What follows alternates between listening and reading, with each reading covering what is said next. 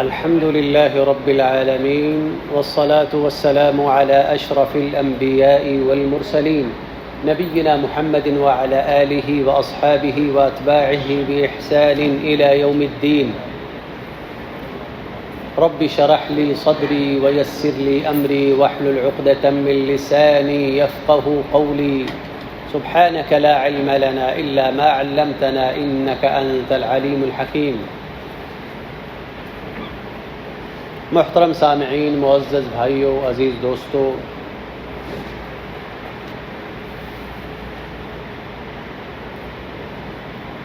قرآن کریم کی تفسیر اور تفہیم کا ایک سلسلہ اللہ کے فضل و کرم اور اس کی خصوصی توفیق سے کچھ عرصہ قبل ہم نے شروع کیا تھا. ایک عرصے تک قریب والی جامع مسجد میں یہ سلسلہ چلتا رہا اللہ کے فضل و کرم اور اس کی توفیق سے، اور پھر درمیان سے کچھ انقطاع آ گیا اور اب اللہ کے فضل و کرم سے اس کا پھر سے آغاز کیا گیا، لیکن جگہ کو تبدیل کر کے اس مسجد میں رکھا گیا. آج تفسیر قرآن کا اللہ کے فضل و کرم سے ہمارا اس مسجد میں پہلا درس ہے. اس سے پہلے ہم سورہ بقرہ کی تفسیر اور توضیح کر رہے تھے، اور غالباً جہاں تک مجھے یاد پڑتا ہے کہ پہلا پارہ ہم نے مکمل کیا تھا. اب یاد نہیں کہ دوسرے پارے کا آغاز کیا یا نہیں، میرے ذہن میں نہیں ہے، تو کوئی حرج نہیں کہ ہم دوسرے پارے کے شروع سے ہی اپنے درس کا آغاز کرتے ہیں. اعوذ باللہ من الشیطان الرجیم. سيقول السفهاء من الناس ما ولاهم عن قبلتهم التي كانوا عليها قل لله المشرق والمغرب يهدي من يشاء إلى صراط مستقيم وكذلك جعلناكم أمة وسطا لتكونوا شهداء على الناس ويكون الرسول عليكم شهيدا وما جعلنا القبلة التي كنت عليها إلا لنعلم من يتبع الرسول ممن ينقلب على عقبيه وإن كانت لكبيرة إلا على الذين هدى الله وما كان الله ليضيع إيمانكم إن الله بالناس لرؤوف رحيم.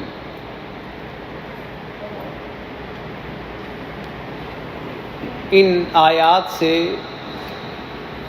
قرآن کے دوسرے پارے کا آغاز ہوتا ہے.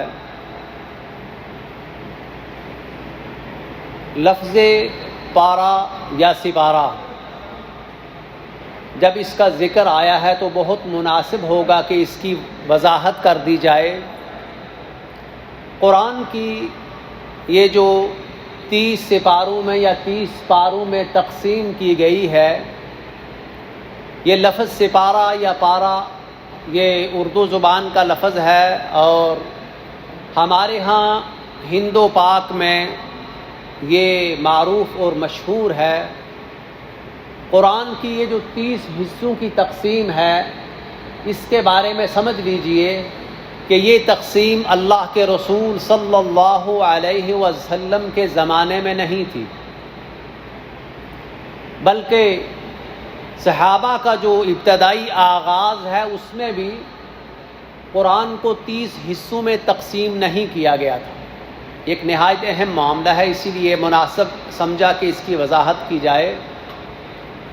اللہ کے رسول کے دور میں جو قرآن کی تقسیم تھی وہ سورتوں کی تقسیم تھی، اور سورتوں کی ترتیب اور تقسیم جو ہے یہ اللہ کے نبی صلی اللہ علیہ وسلم کے دور سے ہے.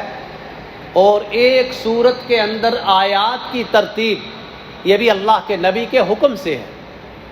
اب یہ نہیں کہ ہم اپنی مرضی سے جس آیت کو چاہیں اس کو کسی صورت میں کسی مقام پر رکھیں، یہ توقیفی ہے. اور اللہ کے نبی صلی اللہ علیہ وسلم کتاب وحی، جو وحی لکھنے والے اللہ کے نبی کے اصحاب تھے، ان کو حکم دیتے جب بھی کوئی قرآن کی آیت نازل ہوتی کہ اس کو فلاں صورت میں فلاں مقام پر لکھا جائے.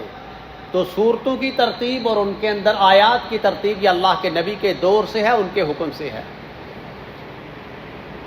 اور یہ بھی آپ جانتے ہیں کہ اللہ کے نبی کے دور میں اور ان کے دور کے بعد اللہ کے نبی کے اصحاب کے دور میں بھی قرآن کریم کو اعراب کے ساتھ نہیں لکھا جاتا تھا۔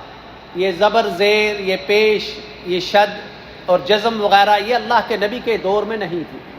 اسی طرح حروف پر جو نقاط آپ دیکھ رہے ہیں یہ نقاط بھی اس وقت نہیں تھے، یہ تمام چیزیں بعد میں اضافہ کی گئی۔ اور یہ بات سمجھ لیجئے کہ یہ قرآن کے اندر تبدیلی نہیں ہے۔ کوئی یہ نہ سمجھے کہ کیسے ممکن ہے کہ اللہ کے رسول کے بعد اصحاب نے یا تابعین اور اتباع تابعین نے کیا اپنی مرضی سے قرآن میں کوئی تبدیلی کی ہے؟ یہ ہرگز تبدیلی نہیں ہے۔ مضمون قرآن کے اندر کوئی تبدیلی نہیں ہوئی، نہ ہو سکتی ہے، قیامت تک نہیں ہو سکتی۔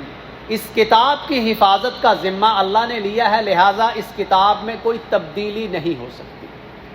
البتہ اس قرآن کی تلاوت میں آسانی کے لیے یا تلاوت قرآن کی ترتیب بنانے کے لیے اس کے اندر اس کی تقسیم کرنے میں کوئی حرج نہیں ہے۔ ہر شخص کی اس کی ہمت اور طاقت کے مطابق جتنی مقدار میں وہ تلاوت کر سکتا ہے یہ تقسیم کر رکھی ہے۔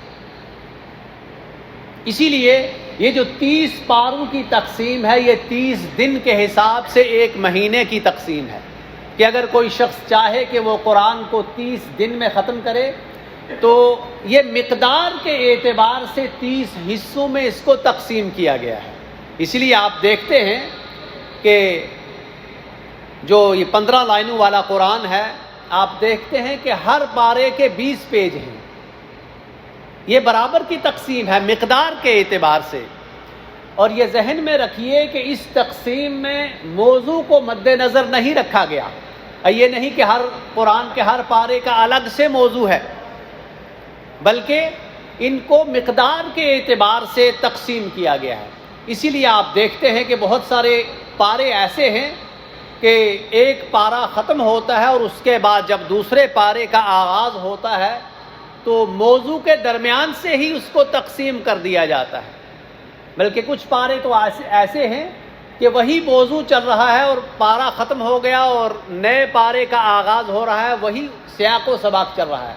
مثال کے طور پر آپ دیکھیے والمحصنات من النساء، 5ویں پارے کا آغاز ہوتا ہے، حالانکہ ایک ہی موضوع چل رہا ہے اور حرف عطف سے اس کا آغاز ہو رہا ہے۔ عام طور پر جملے کا آغاز حرف عطف سے نہیں ہوتا، اسی لیے 22واں پارہ دیکھ وَمَن يَقْنُتْ لِلَّهِ، حالانکہ حرف عطف سے جملے کا آغاز نہیں ہوتا۔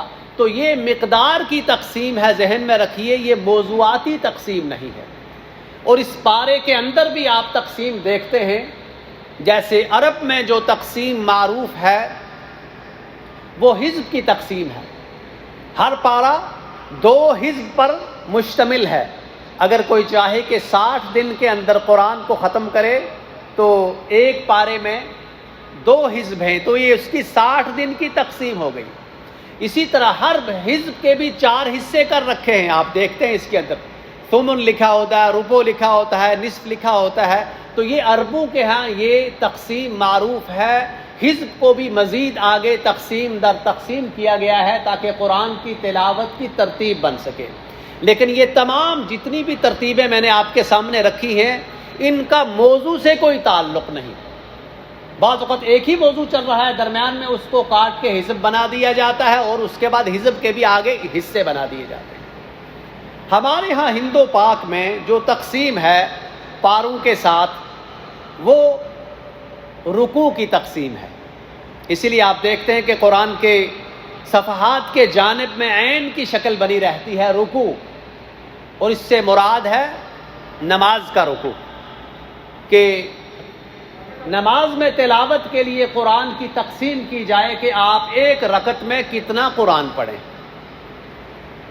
اور یہ بات ذہن میں رکھیں، یہ قرآن کی بعد میں ہونے والی سب سے خوبصورت اور بہترین ترتیب ہے۔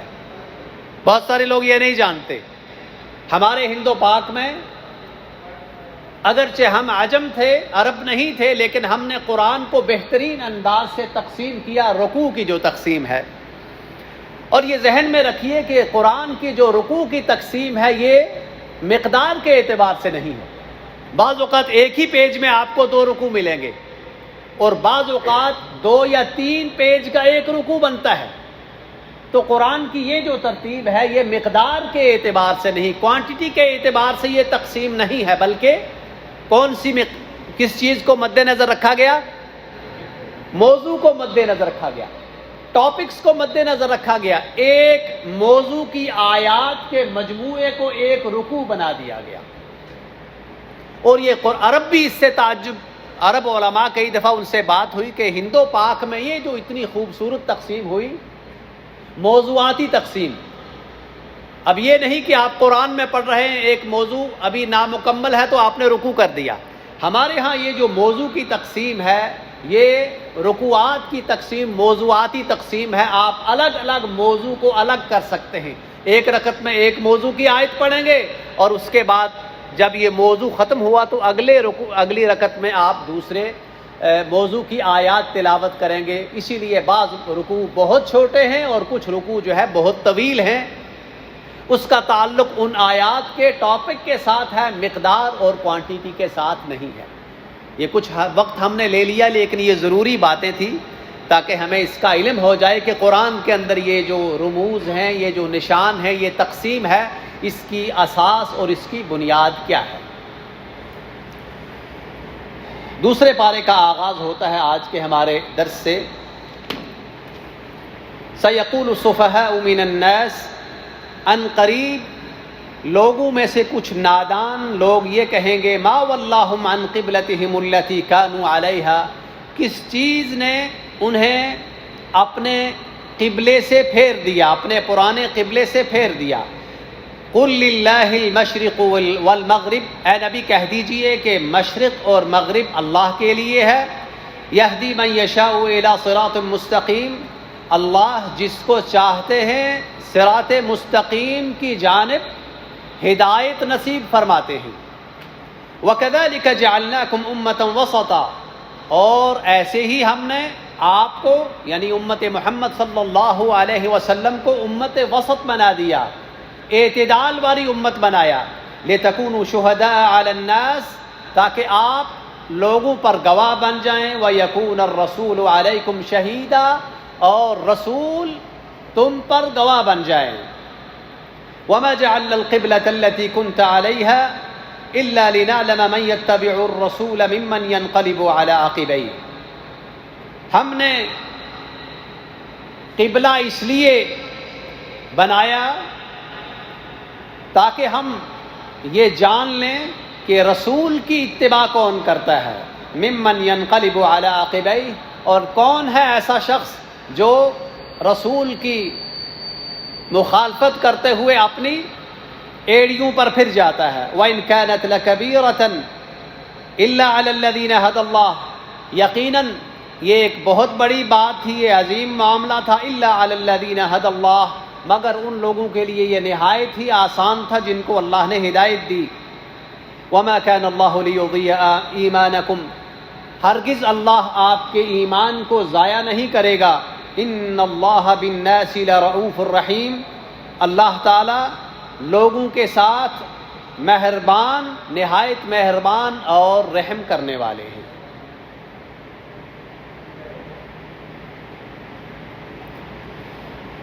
قرآن کریم کی سورہ بقرہ کی ان آیات میں قبلہ کی تبدیلی کا ذکر ہے۔ آپ جانتے ہیں کہ ابتدائے اسلام میں اللہ کے رسول صلی اللہ علیہ وسلم نماز میں کعبۃ اللہ کی جانب رخ کر کے نماز ادا کرتے تھے، اور جب اللہ کے رسول صلی اللہ علیہ وسلم مدینہ منورہ ہجرت کر کے تشریف لے گئے تو ایک مدت تک وہاں بھی آپ بیت المقدس کی جانب رخ کر کے نماز پڑھتے تھے۔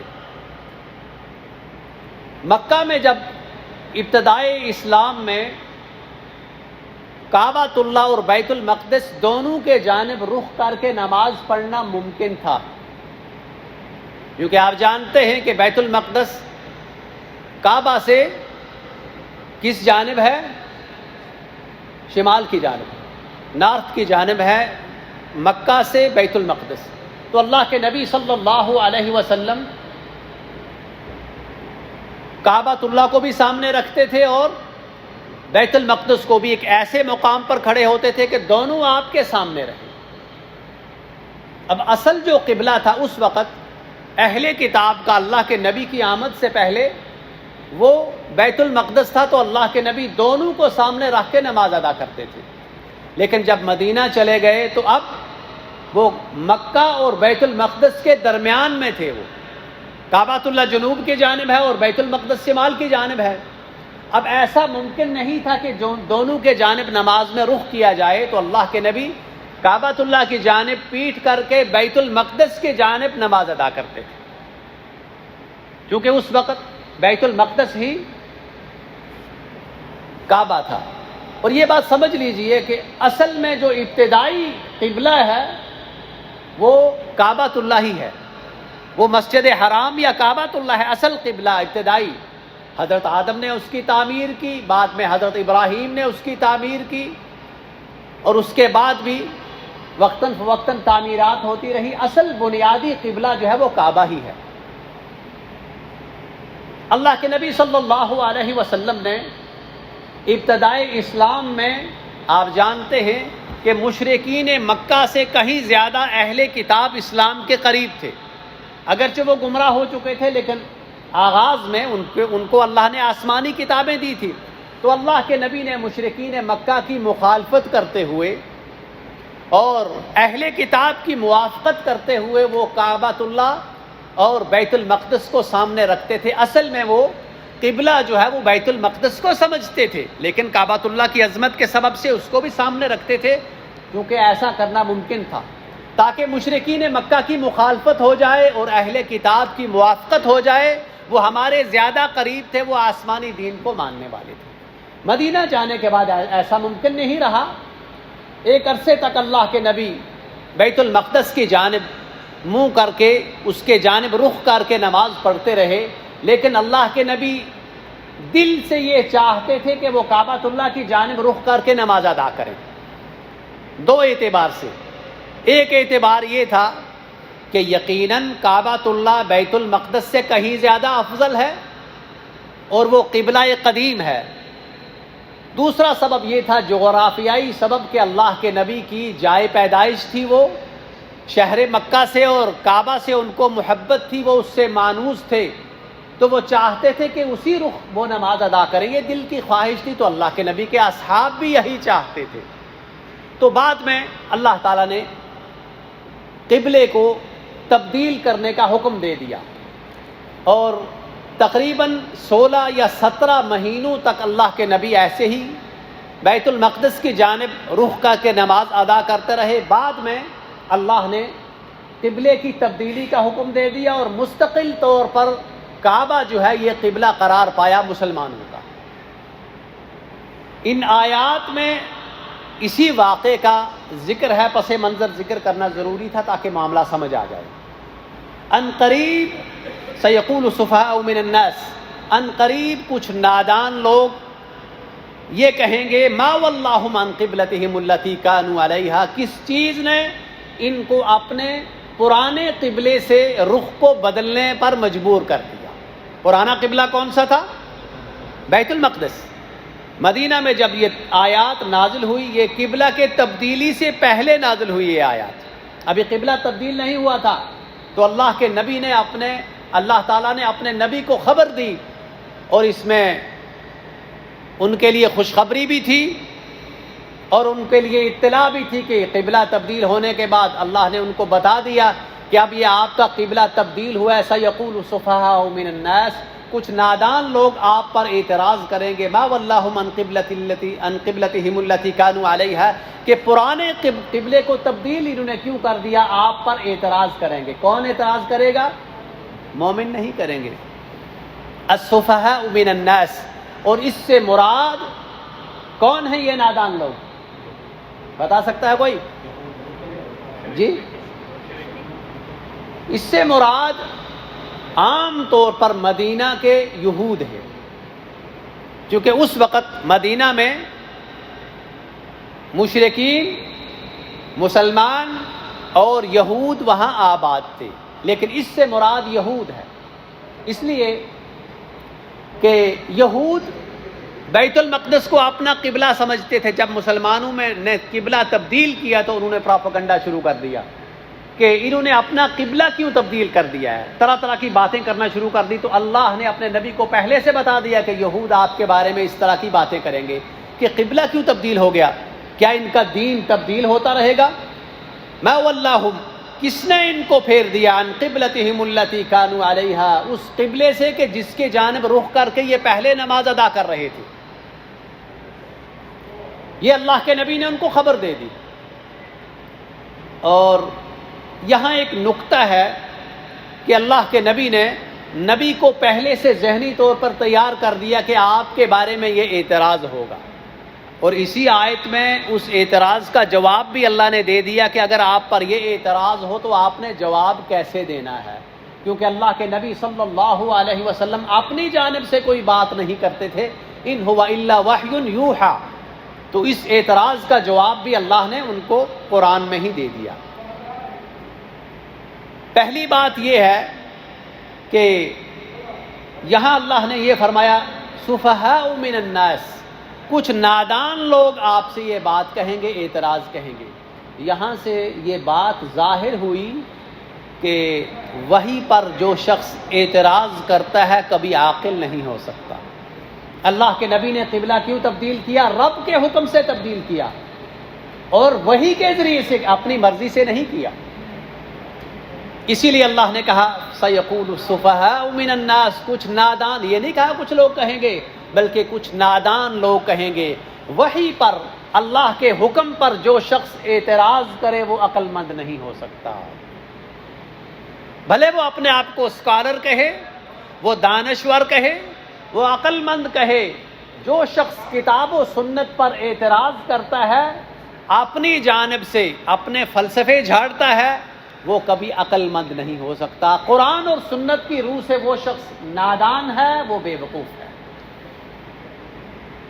اس بات کو ہائی لائٹ کرنا اس لیے ضروری ہے کہ آج کے دور میں جب کہ ہر شخص کی میڈیا تک رسائی ہے، سوشل میڈیا خاص طور پر، کتنے ہی ایسے اسکالر آپ دیکھتے ہیں آئے دن نئے نئے شوشے چھوڑتے رہتے ہیں، اپنی عقل کے گھوڑے دلاتے ہیں، وحی کے سامنے، قرآن کے سامنے، سنت رسول کے سامنے وہ اعتراض کرتے ہیں کہ یہ آیت سمجھ میں نہیں آ رہی، یہ آیت ایسی ہے، یا قرآن کے بارے میں کہتے ہیں کہ یہ ایک پرانی کتاب ہے، آج کے ترقی یافتہ دور میں اس پر عمل کرنا ممکن نہیں، یا یہ کتاب ایسی ہے کہ جو رجعت پسندی اور قدامت پسندی کی جانب لے کر جا رہی ہے۔ آج تو جدید دور ہے، وہ لوگ جدید نہیں ہیں، قرآن ان کو کہتا ہے سیقول السفہاء من الناس، یہ اللہ کے ہاں اور اسلام کے ہاں نادان لوگ ہیں جو اللہ کی وحی یا کتاب و سنت پر اعتراض کرتے ہیں۔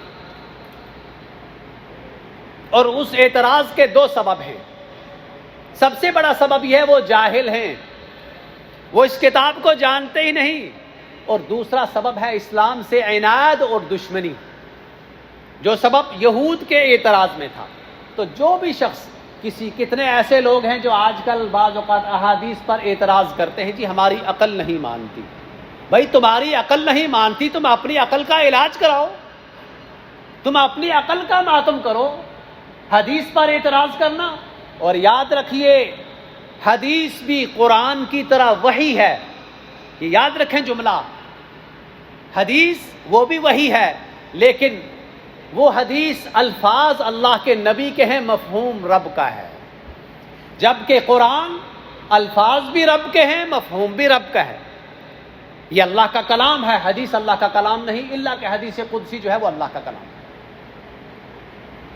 لیکن حدیث اللہ کے نبی کا کلام ہے، مفہوم اللہ کے نبی نے۔ تو جو شخص کسی حدیث پر اعتراض کرے کہ مجھے سمجھ نہیں آتی، میری عقل نہیں مانتی، تو وہ شخص اسکالر نہیں ہے، دانشور نہیں۔ قرآن دوسرے پارے میں بقرہ میں کہتا ہے سیقول السفہاء، وہ سفیہ ہے، نادان ہے، کم عقل ہے. اور تعجب کی بات ہے کہ کتنے لوگ ان کے پیچھے چلنے والے ہیں جو کہتے ہیں مجھے اس حدیث پر اعتراض ہے، یہ حدیث قابل عمل نہیں، حدیث کا کوئی قصور نہیں، تمہاری عقل نہیں، تمہاری فہم سے بالا تر ہے. تو یہ یاد رکھیے، وہی پر اعتراض کرنے والا انسان نادان ہے، کم عقل ہے. من الناس سے مراد جیسے کہ وضاحت کی گئی، اس سے مراد یہود ہیں، عام طور پر اہل کتاب ہیں، اور خاص طور پر یہود ہیں جنہوں نے مسلمانوں پر اعتراض کیا تھا. ما واللہم عن قبلتہم التی کانوا علیہا، جس قبلے کی جانب یہ رخ کر کے نماز پڑھ رہے تھے اس سے انہوں نے رخ کیوں بدل لیا، یہ ان کا اعتراض تھا. اللہ نے نبی کو پہلے ذہنی طور پر تیار کر دیا تھا. اور یاد رکھیے، جب آپ ذہنی طور پر کسی اعتراض کے لیے تیار ہوں تو جب اعتراض ہو تو آپ پر گراں نہیں گزرتا. جس چیز کے لیے آپ پہلے سے ذہنی طور پر تیار ہوں، جب وہ معاملہ، کوئی مصیبت، کوئی حادثہ یا کوئی بھی معاملہ آئے تو آپ کو جھٹکا نہیں لگتا، آپ کو توقع ہوتی ہے کہ یہ کام ہونے والا ہے. اسی لیے اللہ نے اپنے نبی کو ذہنی طور پر تیار کر دیا کہ آپ کو اس طرح کے اعتراضات کا سامنا کرنا پڑا گیا. اللہ کے نبی نے اس کے بعد اللہ نے ان کو جواب بتایا کہ اے نبی آپ نے یہ جواب دینا ہے. اعتراض بھی ذکر کر دیا اور جواب بتا دیا. قل للہ المشرق والمغرب یہدی من یشاء الی صراط مستقیم. اے نبی، پہلی بات یہ ہے اس آیت میں کہ آپ کو پریشان ہونے کی ضرورت نہیں. جو اعتراض کرنے والے ہیں وہ کون ہیں بتائیے؟ نادان ہیں. جب نادان کہہ دیا تو اس میں اللہ کے نبی کے لیے پیغام ہے کہ زیادہ سنجیدہ ہونے کی ضرورت نہیں، اس معاملے کو زیادہ سیریس لینے کی ضرورت نہیں. سیقول السفہاء من الناس، یہ ایسے لوگ نہیں کہ ان کے لیے جواب دینے میں آپ کوشش کریں، کیونکہ اللہ کے نبی صلی اللہ علیہ وسلم لوگوں کی ہدایت کے بڑے حریص تھے اور وہ چاہتے تھے، محنت کرتے تھے کہ لوگوں کو ہدایت مل جائے. تو اللہ نے کہہ دیا کہ یہ نادان لوگ اس طرح کی باتیں کریں گے، فکر کرنے کی ضرورت نہیں، آپ اپنا کام جاری رکھیے.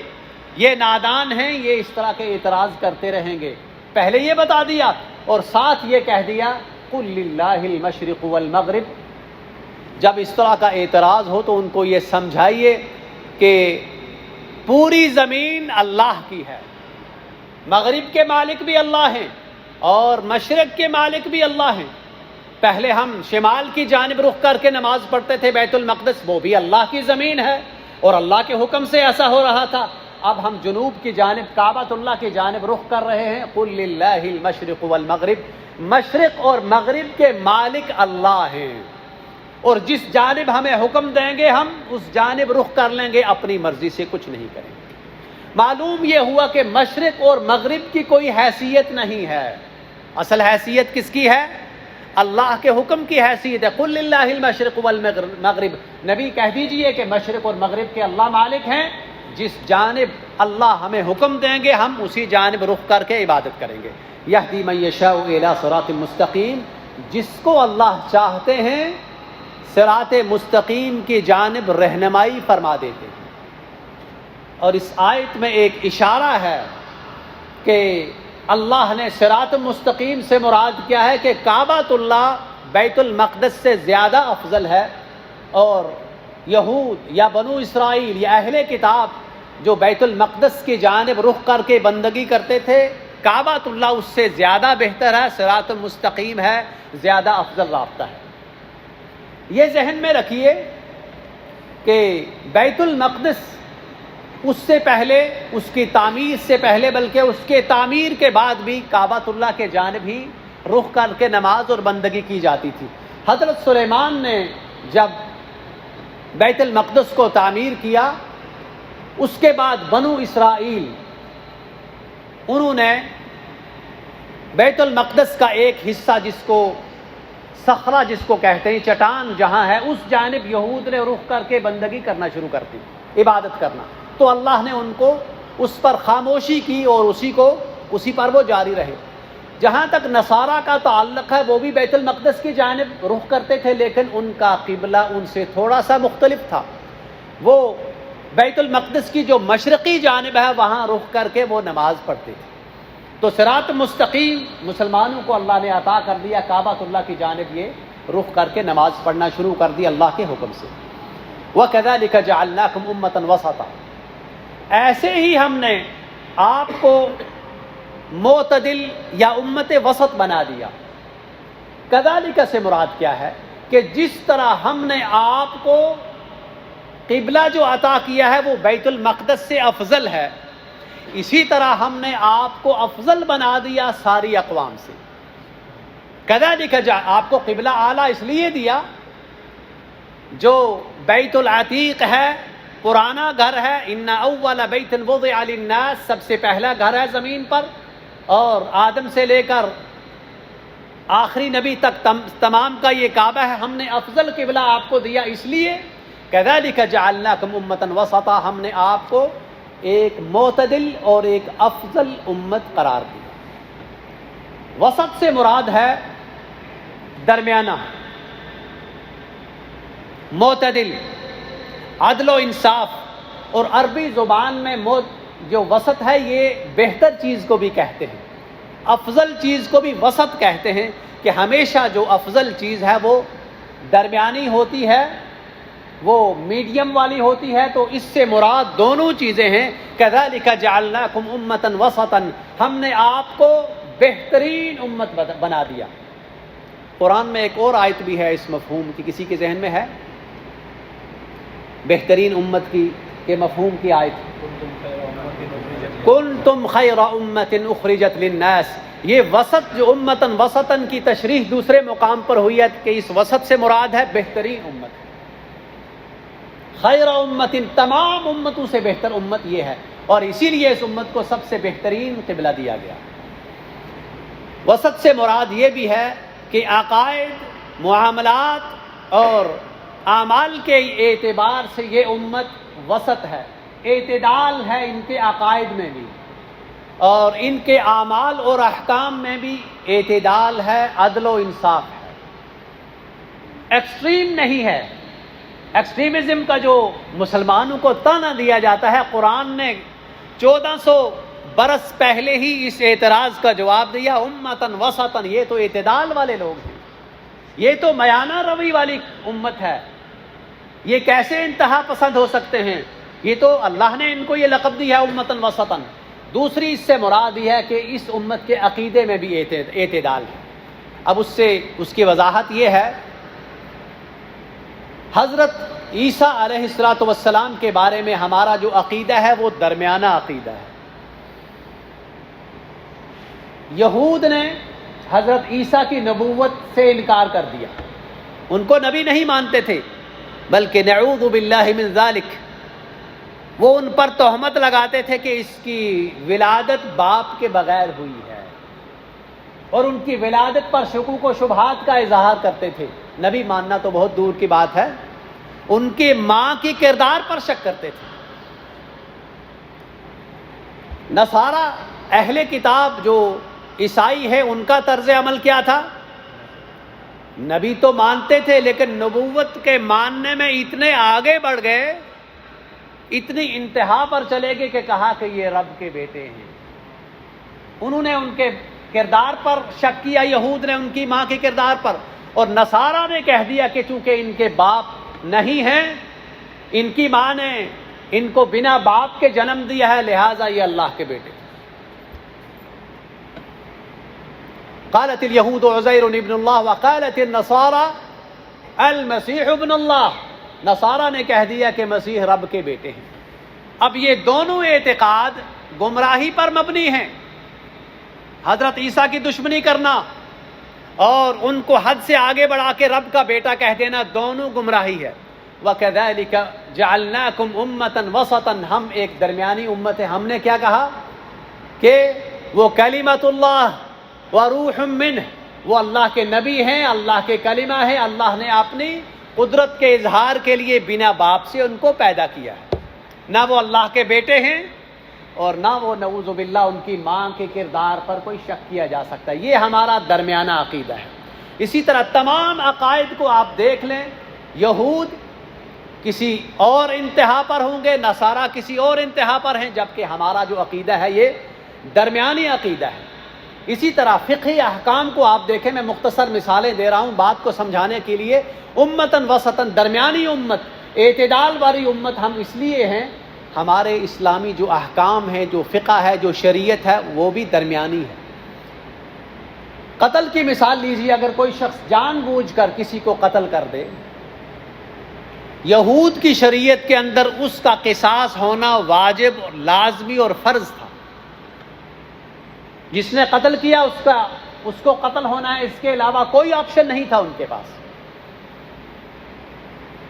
نصارہ کی شریعت میں یہ تھا کہ اگر کوئی شخص قتل کر دے تو ان کے پاس ان کو رحمت کے بارے میں کہا تھا کہ اس کو قاتل کو معاف کر دیا جائے۔ ایک معافی کا حکم ہے اور ایک طرف جو ہے کوئی آپشن نہیں کہ اس کو قتل ہی کرنا ہے۔ ہماری شریعت درمیانی ہے۔ ہماری شریعت میں کیا حکم ہے؟ ہمارے ہاں یہ ہے کہ اگر کوئی شخص جان بوجھ کر کسی کو قتل کر دے، اس مقتول کے وارث اگر چاہیں تو اس کو قتل کروا سکتے ہیں قصاص میں، اور اگر چاہیں تو اس سے فدیہ لے سکتے ہیں، اور اگر چاہیں تو ان کو فدیہ کے بغیر بھی معاف کر سکتے ہیں۔ ایک سے زائد آپشن ہماری شریعت کے اندر موجود ہیں۔ یہ ہے کذالک جعلناکم امۃ وسطا کہ زیادہ آپشنز ہیں۔ کوئی چیز ہم پر لازم اور فرض نہیں ہو گئی کہ اس سے آپ ہٹ نہیں سکتے۔ یہ درمیانی امت ہے، ہمارے ہاں تخفیف ہو گئی۔ اسی لیے آئے دن آپ دیکھتے ہیں کہ فلاں نے اپنے فلاں مقتول کے وارثوں نے اپنے قاتل کو معاف کر دیا، کسی نے دیت لے لی اور کسی نے اس کے بغیر معاف کر دیا۔ تو یہ جو مثالیں آپ کو دی ہیں، ہمارا عقیدہ بھی اعتدال اور میانہ روی والا ہے، اور ہمارے احکام اور شریعت بھی درمیانی شریعت ہے۔ وَكَذَلِكَ جَعَلْنَاكُمْ أُمَّةً وَسَطًا لِتَكُونُوا شُهَدَاءَ عَلَى النَّاسِ۔ آپ کو سب سے افضل امت اس لیے بنایا، درمیانی امت اس لیے بنایا لِتَكُونُوا شُهَدَاءَ عَلَى النَّاسِ، تاکہ آپ گزشتہ جو امتیں اور اقوام ہیں ان پر گواہی دیں۔ ہم نے گواہی دینی ہے امت محمد نے۔ کس پر گواہی دینی ہے؟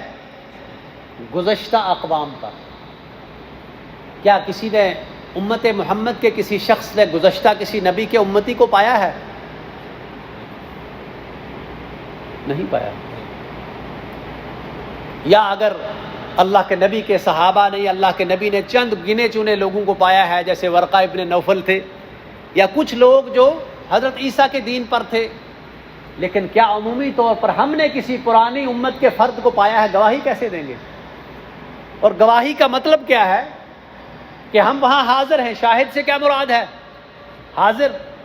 تو امت محمد ان کو افضل بنایا ہے تاکہ گزشتہ امتوں پر گواہی دیں گے۔ اب اس گواہی کی صورت کیا ہے؟ حدیث میں اس کا ذکر آیا ہے، قیامت کے دن انبیاء سے جب یہ پوچھا جائے گا کہ آپ نے کیا اپنی امتوں تک دین کو پہنچا دیا، تو وہ کہیں گے کہ اے اللہ، ہم نے آپ کے حکم سے آپ کے دین کو اپنی امتوں تک پہنچا دیا اور اس کا حق ادا کیا۔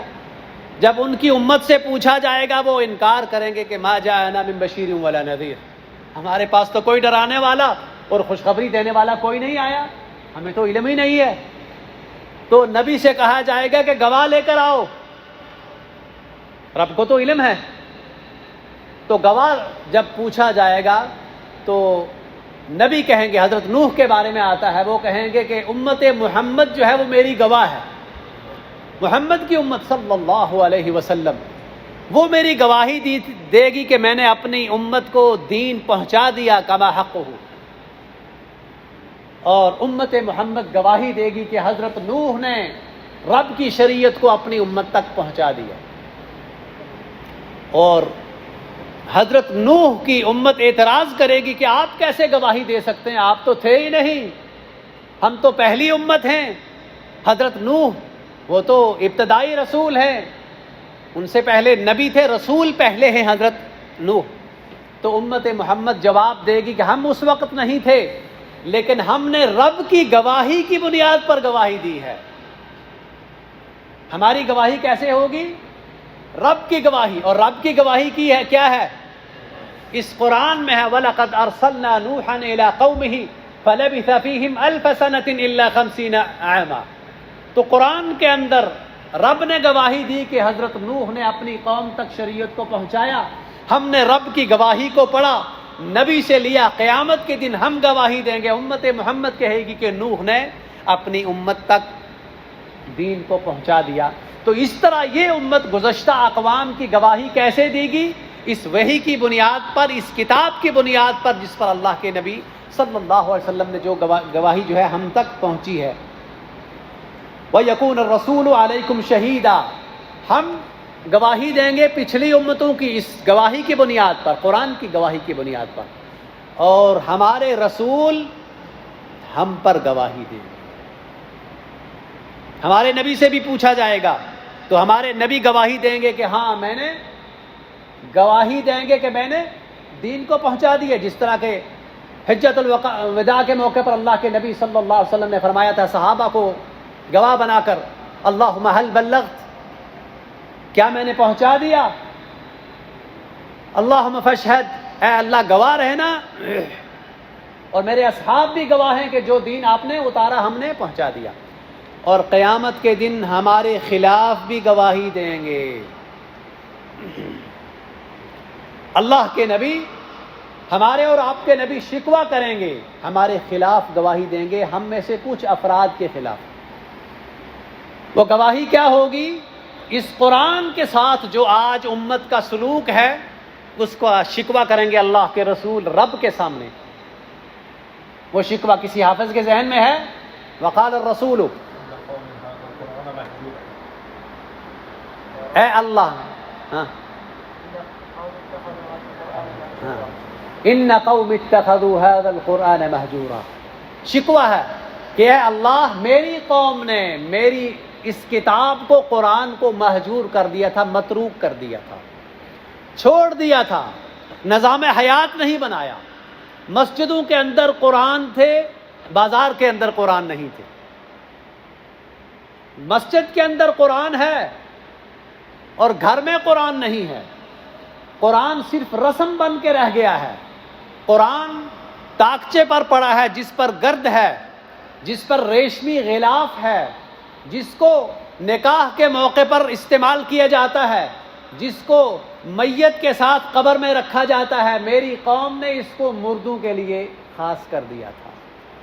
یہ مردوں کے لیے نہیں ہے، یہ زندگی کے لیے ہے، یہ زندہ قوموں کے لیے ہے۔ یہ شکوہ اللہ کریں گے ہمارے بارے میں، ہماری اللہ کے نبی کے قوم کے باہر بعض افراد کی پر جو ہے اللہ کے نبی شکوہ کریں گے، انہوں نے قرآن کا حق نہیں ادا کیا۔ امت کے کچھ لوگوں نے قرآن فروشی شروع کر دی، قرآن کو بیچنا شروع کر دیا۔ کیا مطلب بیچنے کا؟ قرآن کو بیچنا جائز ہے؟ بیچنا تو جائز ہے، یہ تو بھی خرید کے لا سکتے ہیں نا قرآن۔ کون سا بیچنا ممنوع ہے؟ جس کو بیچ کر پیٹ پوجا کی جائے، پیٹ پالنے کے لیے قرآن کو پڑھا جائے، اور کچھ لوگوں کا پیشہ ہی یہی ہے، پروفیشن بنا لیا ہے، قرآن فروش ہیں، وہ بیچتے ہیں قرآن پڑھ کے، جب پیسہ نہیں ملے گا تو بند رہتا ہے، جب کھلے گا قرآن پیسے کے لیے۔ اور قرآن فروشی کی ہمارے معاشرے میں اور کون سی شکل ہے کسی کے ذہن میں؟ قرآن پڑھ کے بخشتے ہیں، خود نہیں پڑھتے کچھ لوگ، پڑھنے والوں سے کہتے ہیں ہمارے بابا کی وفات ہو گئی، قرآن آپ پڑھیں ہیں، بابا تمہارا ہے قرآن قاری پڑھے؟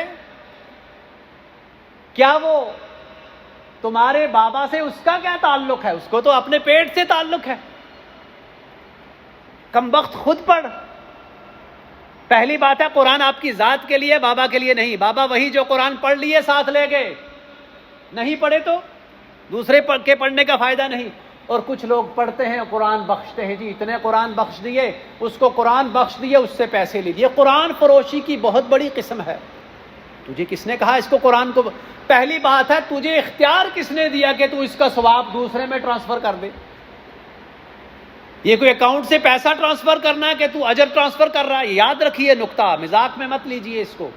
ہمارے معاشروں میں قرآن کے ساتھ یہ سلوک کیا جا رہا ہے، پڑھ کے اس کو بخش دیا، اس نے آگے کسی اور کو بخش دیا۔ ہرگز ایسا نہیں ہے۔ اور ایک اور بڑی خطرناک قسم کی صورت ہے ہمارے ہاں قرآن فروشی کی، ہے کسی کے ذہن میں؟ قرآن کے تعویذ بنا کر گلوں میں لٹکانا، بازو پر باندھنا، یہ قرآن فروشی ہے۔ قرآن پڑھنے کے لیے آیا ہے، قرآن کو لکھ کر پانی میں گھول کر پلانے کے لیے نہیں آیا، قرآن لٹکانے کے لیے نہیں آیا۔ تعجب کی بات ہے کہ پورا قرآن جو ہے وہ آپ کے ہاتھ میں ہے، وہ اثر نہیں کرتا، تمہارا تعویذ اثر کر دے گا؟ آج کل تو سافٹ ویئر کی شکل میں پوری تفسیر، حدیث، پورا دین آپ کے جیب میں ہے۔ قرآن ایسے نہیں شفا دیتا۔ یقیناً قرآن شفا ہے، لیکن شفا کیسے ملتی ہے؟ الذین آتیناہم الکتاب یتلونہ حق تلاوتہ، تلاوت کے حق ادا کرنے سے قرآن سے شفا ملتی ہے۔ ظاہری امراض سے بھی اور دل کے امراض سے بھی قرآن سے شفا ملتی ہے، لیکن تعویذ سے نہیں ملتی۔ قرآن فروشی کی بہت بڑی قسم ہے کہ تعویذ بیچے جاتے ہیں، قرآن کو لکھ کر بیچا جاتا ہے۔ قرآن اصل میں آیا ہے تلاوت کے لیے، عمل کرنے کے لیے، دستور حیات بنانے کے لیے، ایک فرد کے لیے اور ایک قوم کے لیے دستور حیات ہے۔ تو اللہ کے نبی شکوہ کریں گے ہمارے خلاف، گواہی دیں گے کہ میری قوم نے قرآن کو مہجور کر دیا تھا اور پیٹ بھرنے کے لیے اس کو استعمال کرتے تھے، عمل نہیں کرتے تھے۔ تعجب کی بات ہے کہ آج مسلمان ممالک نے بھی اپنے اپنے آئین بنا لیے ہیں، دستور بنا دیے ہیں۔ قانون بنانے میں حرج نہیں ہے، لیکن اس قانون کی بالادستی ہونی چاہیے۔ اور لوگوں نے اپنی اپنی کتابیں بنا دی، اور کالی کتابیں بنا دی، اس کی وضاحت اور تشریح کرنے والے بھی کالے گاؤن پہننے والے، کالے دل والے، کالے وکیل، ہر طرف سیاہی۔ یہ کتاب ہے جو کتاب زندگی ہے، جو ہدایت ہے، جو نور ہے، جو روشنی ہے۔ پارلیمنٹ میں قانون کی وضاحت کرنے والا اسلامی اسمبلی میں کون ہوتا ہے؟ عالم دین ہوتا ہے، شریعت ہوتا ہے۔ شریعت ساز کون ہوتا ہے؟ عالم دین ہوتا ہے۔ ابو بکر، عمر، عثمان، علی کی پارلیمنٹ میں کون لوگ تھے؟ قراء تھے۔ اور قانون کی وضاحت اور شریعت کی وضاحت اہل علم کرتے ہیں مسلمان ممالک میں، مسلمان پارلیمنٹ کے اندر۔ یہ بھی اللہ کے نبی کے شکوے کے اندر داخل ہے کہ اگر کوئی حکمران اس کو سپریم لا نہ بنائے اور اس کو سب سے بڑا قانون نہ سمجھے، بلکہ ہیلے بہانے بنا کر اس قرآن کو پس پشت ڈالے۔ لہذا اللہ کے نبی اپنے امت کے کچھ افراد کے خلاف گواہی دیں گے اور شکوہ کریں گے۔ آیت کچھ طویل ہے، میرا خیال ہے یہیں تک اکتفا کرتے ہیں، اور انشاءاللہ اس آیت کو آئندہ اپنے درس میں مکمل کریں گے۔ کچھ زیادہ گہرائی میں جانے کا مقصد یہ ہے کہ اگر آپ کو صرف لفظی ترجمہ بتا دیا جائے تو وہ کئی دفعہ انسان کے اوپر سے ہی گزر جاتا ہے۔ ہم سمجھتے ہیں کہ ہمارے لیے اس میں کیا ہے، قبلہ ان کا تبدیل ہوا تو اللہ نے حکم دے دیا، قبلہ تبدیل ہو گیا، اس میں کون سی ایسی بات ہے؟